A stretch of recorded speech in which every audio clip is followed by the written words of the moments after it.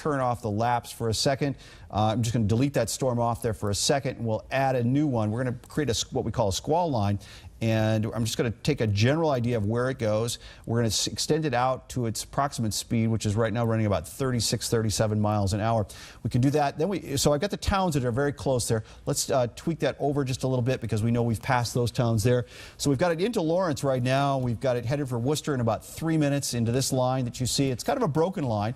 And now if I take this, and I'm going to expand this out a little bit so that you can see exactly what I'm talking about. We'll just take away all the smaller communities and update you with just the larger communities, give you an idea. Of course, Worcester we mentioned there in 3 minutes. We've got Boston in about 42 minutes, and then Gloucester in about 44 minutes. So the line on that, you can see how it's just kind of pushing its way off to the east. It should be actually clearing the shoreline here probably before 6 o'clock, at least this particular cell. Yeah, it's moving up. It's picking up a little bit of speed right now. And I promised you I wanted to look for the view up in New Hampshire. I'm going to turn this off here, and we're going to come up here. I want to look at the stuff that's right on the coast.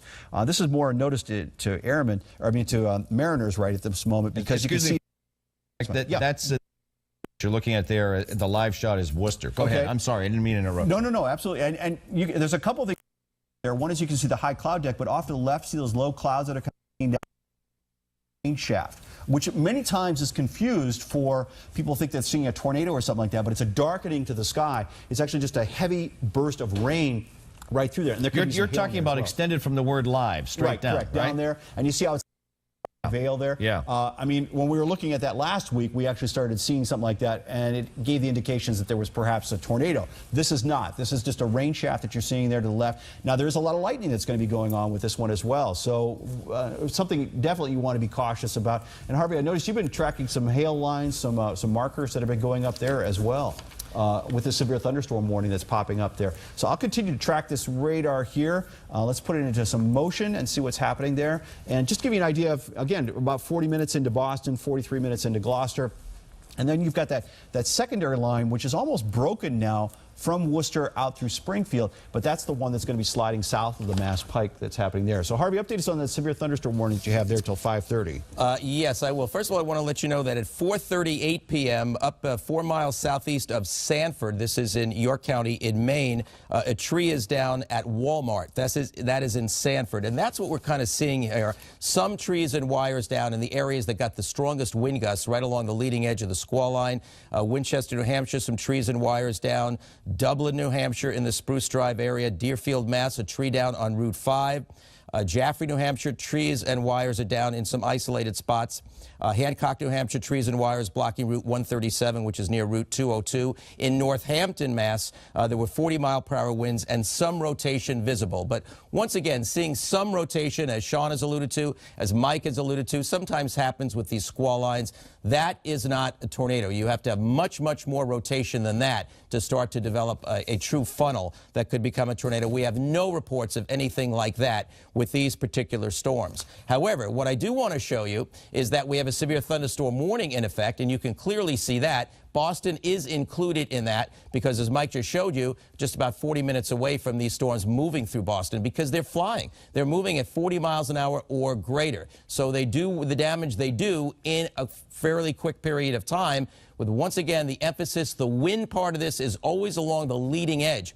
And when we show this to you in 3 dimensions and you see the more vertical in nature, the higher it extends into the atmosphere, the taller the storms, then the more significant they are, the better chance they contain hail. You're seeing almost the continuous lightning with some of these storms as well. And the lightning signature has been very, very vivid throughout this storm. Again, it breaks up in spots, but here you see up in, right, we talked about York, Maine, and so coastal Maine, southeast New Hampshire, and then the areas to the west of Boston, some very, very vivid white. That is the lightning strokes that are happening with the storm.